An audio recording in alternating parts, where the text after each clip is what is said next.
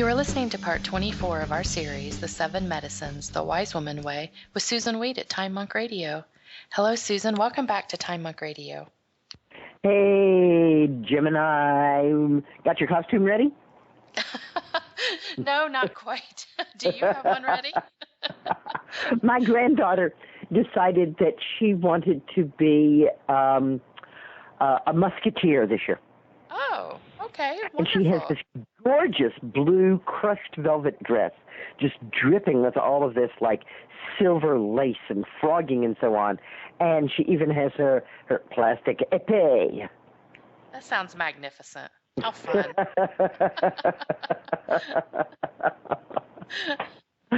I mean, the costumes that are available now are so amazing compared to, I remember when I was a child, and what you had a choice. You could have a sheet and be a ghost.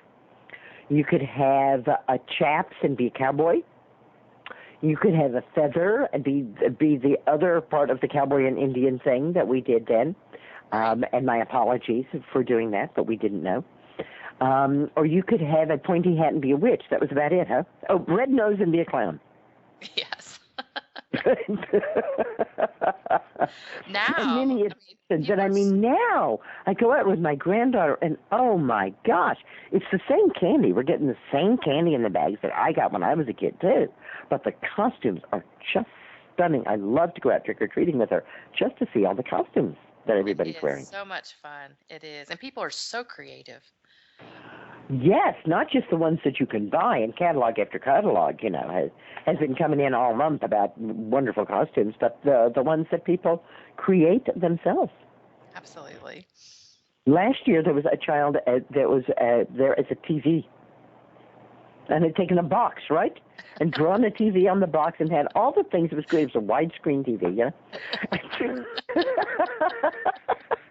attached lights to it, was in this box. It was just the delight of all this creativity.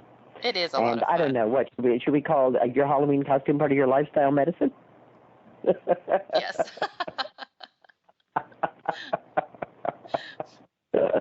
Oh, my goodness, yes. Well, we've covered, in general, I think the things that we really need to know about lifestyle medicine.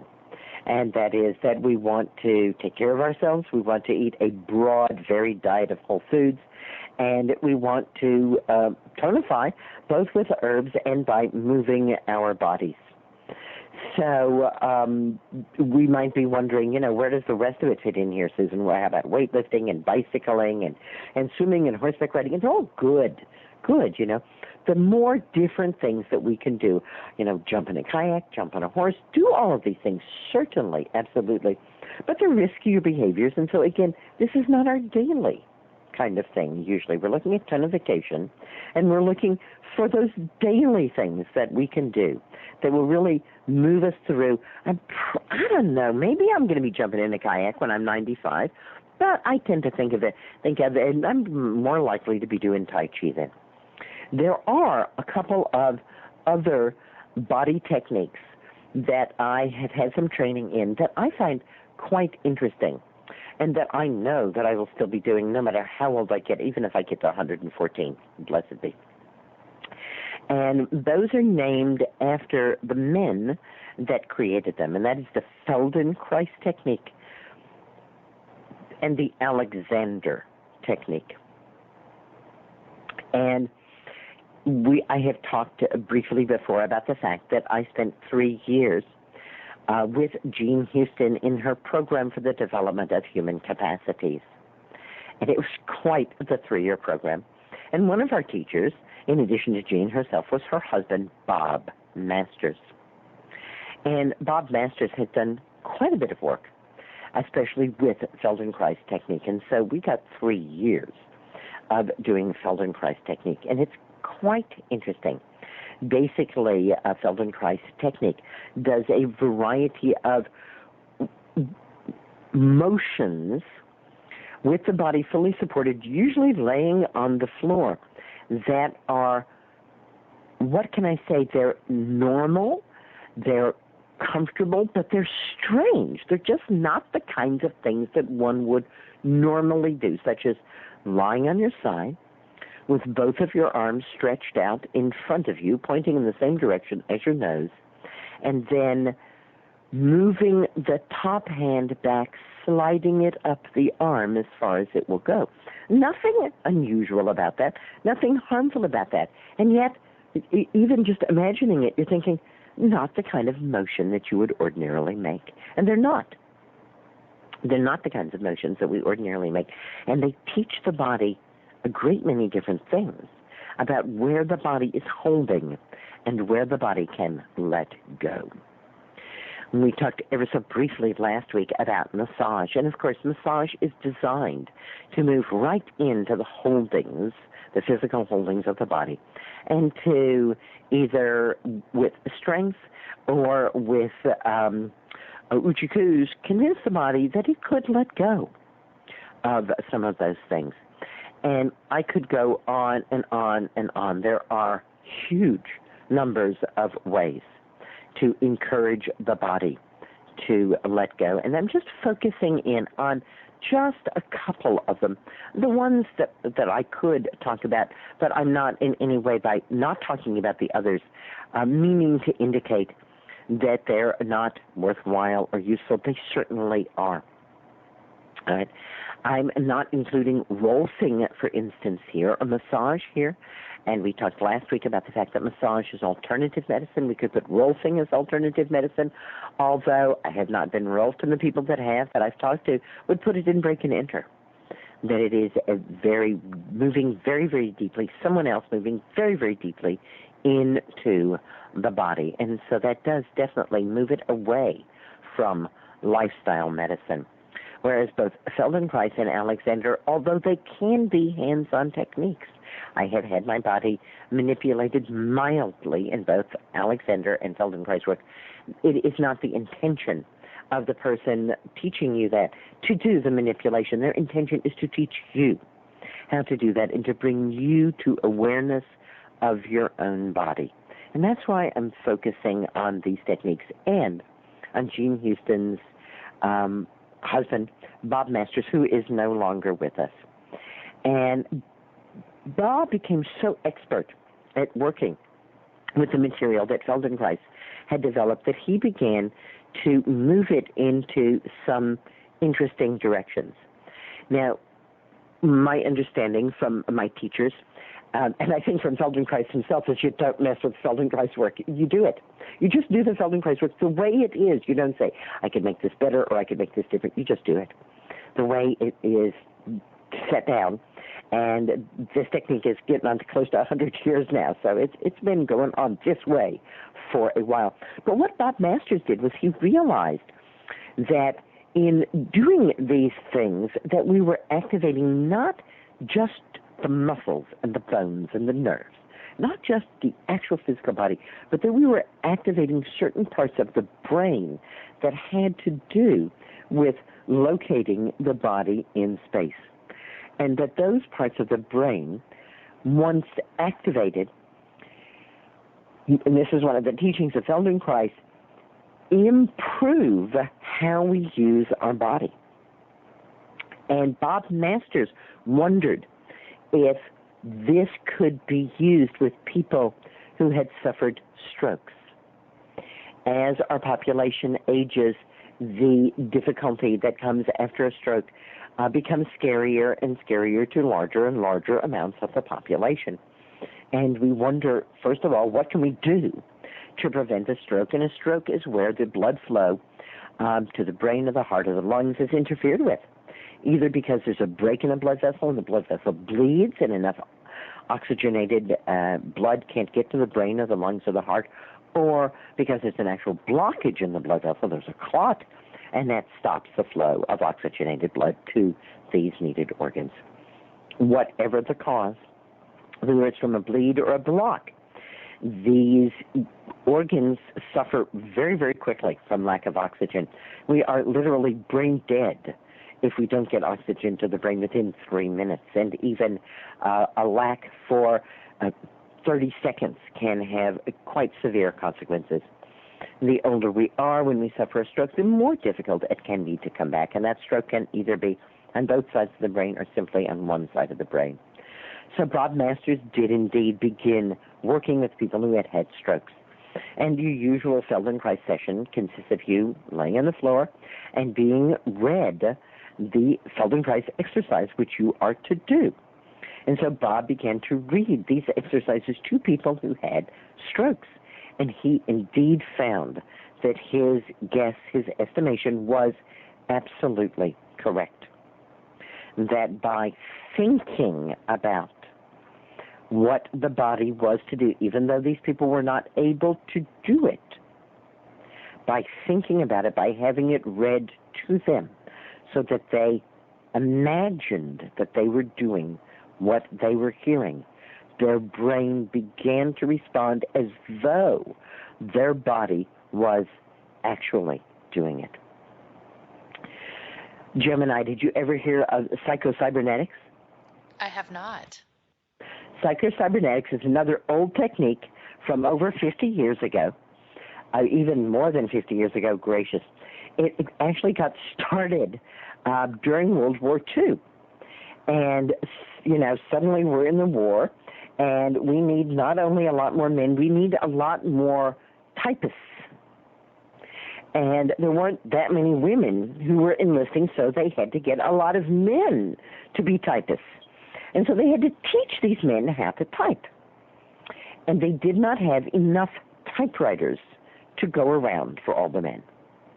So they taught all the men to type on typewriters, shuffling them through the groups. And then some of the men got to practice on typewriters. Other men got to practice with a sheet of paper with the typewriter keys marked out on it, and others of them just had to practice in their minds.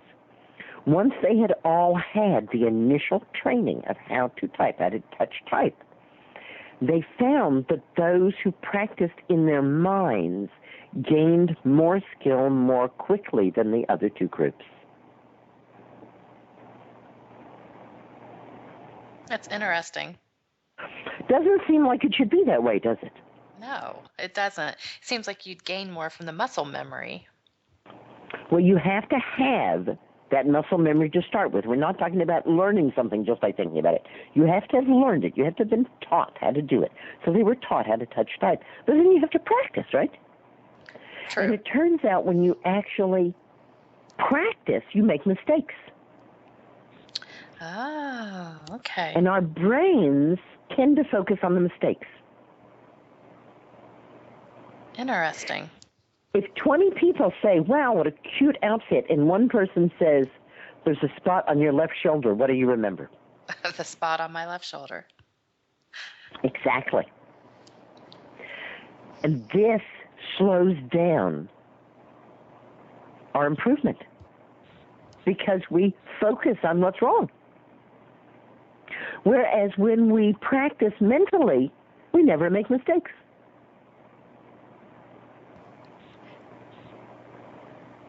That's a really interesting concept that you could apply to a lot of areas of your life. A lot of areas of life. And here specifically, Bob Masters took these Feldenkrais exercises and did exactly this with them because he realized that these people didn't have to be trained to move their arms and legs. They already knew that. They're human beings in human bodies. We already know how to do that. It's easier than touch typing. And although they're unusual things, so one of them is you're lying on your back and you have your feet up close to your butt, so your knees are pointing up at the ceiling, and you take one leg and you cross it over the other leg with the foot dangling, and then you bring the elbow on that side up to the knee. Again, very easy to conceptualize, but again, not the kind of movements that you would just ordinarily make in running your day. And these exercises by Feldenkrais have been developed to cause the different parts of the body and the different parts of the nervous system to speak very clearly to each other.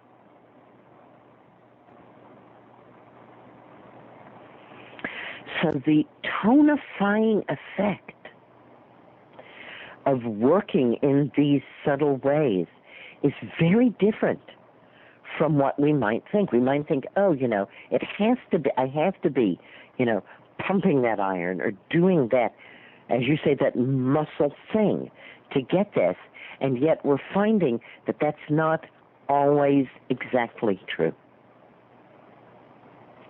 I don't know if it would just work if you would go to the hospital and sit by the bedside of someone with a stroke and say, imagine that you are wiggling your fingers. It might. It certainly might. Nobody has, really tested that out.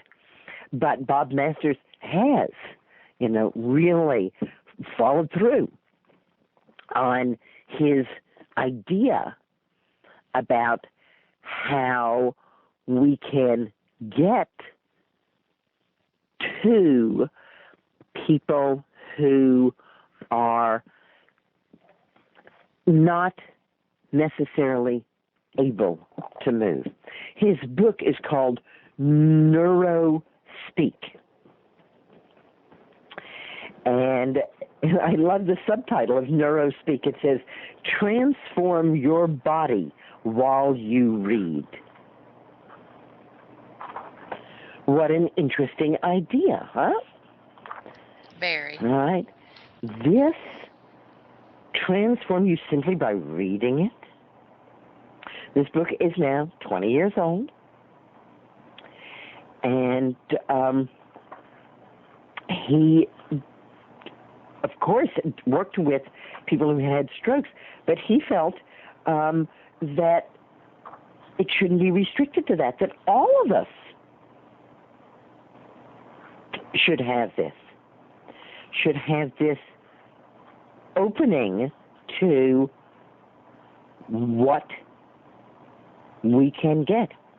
And I quote from the book, what your mind must do is to focus intently on what I am reading to you, with the intention of being a kind of screen for the body upon which the message is projected. The mind must not wander, but must be fully committed. It is a screen, however, and just as the screen does not retain the words or images, there is no reason for the mind to try to retain anything of what is being read. The message is for the body, not the mind. The most immediate recipient is the brain, but then in quick succession, the spinal cord, the neural pathways to the muscles, and then to the muscles themselves so they may act finally upon the skeleton according to the message. When the text is heard with mind and consciousness focused, when the concentration is complete, then phenomena will occur. These phenomena are largely unconscious. They will occur below the threshold of your knowing mind. Sometimes they may penetrate the thin barrier which preserves their unconscious state and so break through in minor ways to consciousness. But what we are really looking for is the micro movements of the muscles, and the unconsciousness holds firm, for these movements are so small and yet tremendously effective. Robert Masters and Neurospeak. What an amazing way to work with lifestyle medicine. Again, this is not mind medicine. He is not saying, believe and it will be true. No, he is saying that at the micro level, your muscles are firing. Things are happening in your body. And this comes about not just by large movements, but also by focused mental states as well. Again, I want to be clear, we're not talking about just saying to someone or to yourself, I'm the greatest. No, we're talking about a real focused intent. One of the funniest images that I have of working from Bob Masters was being in a very large gym with him and 125 people. And we were all laying down. and doing a Feldenkrais exercise as Bob was reading it to us. And I was at the back of the room, and something disturbed me a little bit, and I kind of sat up. And I occasionally did that, and that was okay, because then we could observe the room, and that's also a part of our learning. And I realized that what had disturbed me was thunder. And the thunder was growing louder and closer and louder and closer. And the thunder became extremely loud and extremely close. And there was lightning, of course, with it. And then the rain came pouring down. And it was fascinating to me to see all of these bodies in front of me. Bob reading to them over the crash of the thunder and the path of the lightning and the pelting of the rain, and to see from these bodies rise up all of those, not in body form, but in unembodied form, those who had tents outside, who were trying desperately to go and close the zippers on their tents, which their unembodied forms could not do. And to see how thoroughly Bob had them working in such a deeply unconscious way that they did not really realize that they had sent their unincorporate bodies to their tents to close the zippers. What a laugh we all had later on. Breath, music, and art are, of course, also tonification techniques. Breath and music, two of the finest tonification techniques, and of course, two that go very, very well together. When I talked about yoga, I did not talk specifically about pranayama, which is the yoga of breath. But most general yoga classes will include a breathing exercise or two. As one MD said to me, "You know what causes death?" I said, "A lot of things." He said, not breathing. And I wasn't really sure if this MD was pulling my leg or not, and he could tell that I wasn't quite sure either. And so he said to me, ultimately, what causes death is you stop breathing. And all of the body techniques that I have been involved in keep coming back to the breath. Many of the mind techniques that I have been involved in come back to the breath. We started with serenity medicine, meditation, which comes to the breath. So if we want to envision that there is a link that carries us through all 7 of these rivers, something that is at the center, it is the breath. So the breath is what keeps us alive. And the breath is regular and rhythmical, as tonification is, regular and rhythmical. Yoga is certainly a wonderful way to help make our breath more regular and rhythmical, as is Qigong and Tai Chi, both of which are ideally done in coordination with the breathing.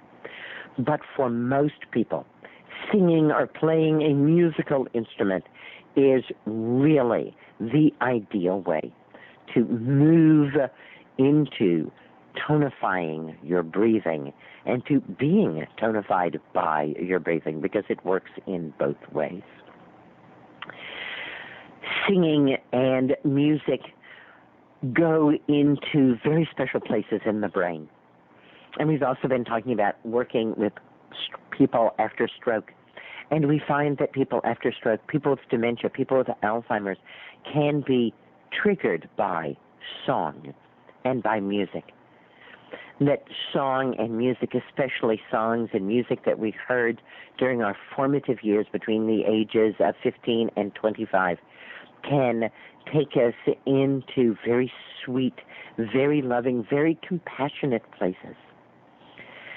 To engage yourself in playing a musical instrument causes one to learn rhythms, to play a musical instrument that requires air, like the flute, like the clarinet, the trumpet, the trombone, anything in which we must blow, the woodwinds and the brass instruments, brings that element of breath and the timing of the breath into the forefront, so that we begin to really know and to become conscious of how we are using our breath.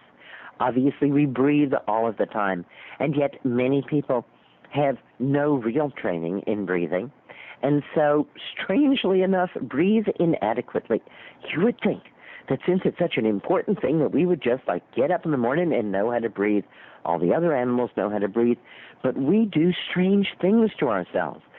Things that cause us to wear tight clothing, things that cause us to be uptight, things that cause our nervous system or our hormonal system to make us feel anxious and afraid, and that shortens the stroke of the breath, as it were.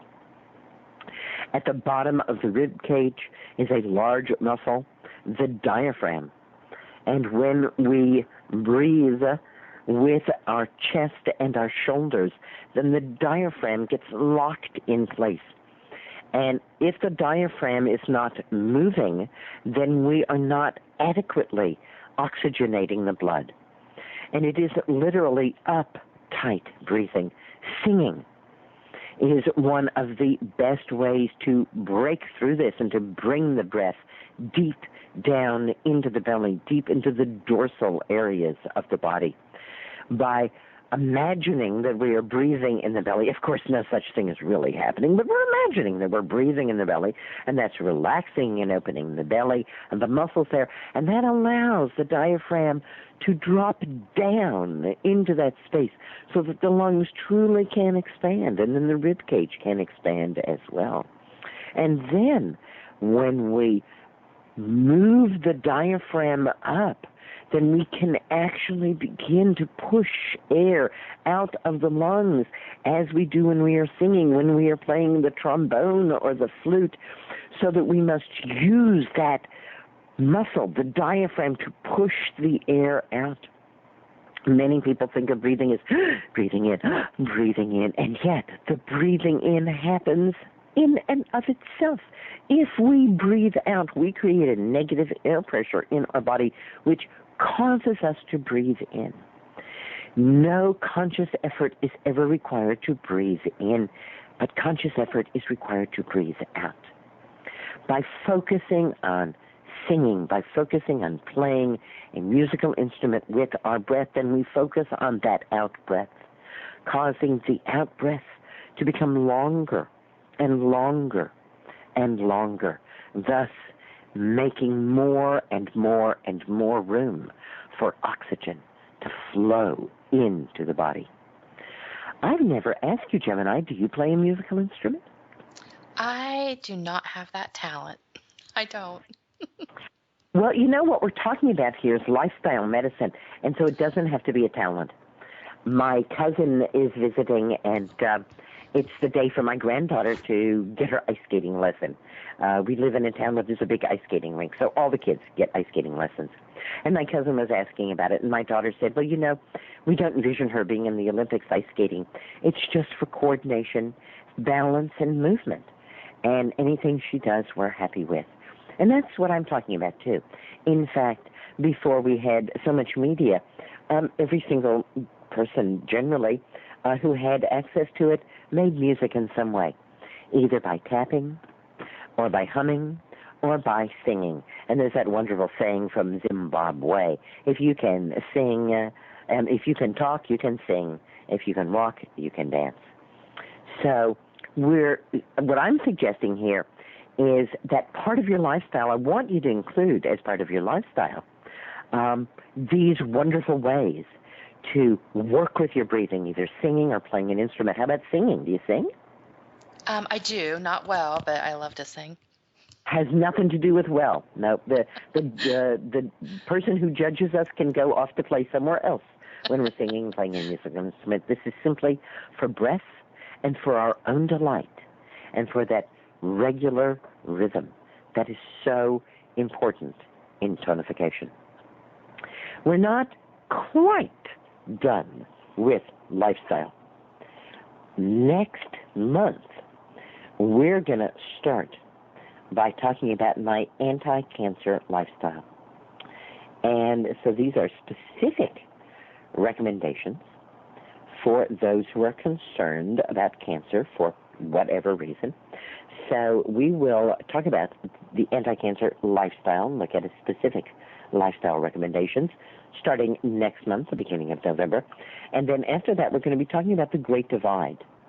And the Great Divide separates the first 4 rivers from the last 3 rivers. And we'll be talking about that. And then we'll jump into the 5th medicine. Lots of interesting stuff ahead for us next weekend in November. Enjoy your Halloween. Green blessings, Gemini. Green blessings, everybody. Thank you, Susan. This concludes part 24 of our series, The 7 Medicines, The Wise Woman Way with Susan Weed at Time Monk Radio.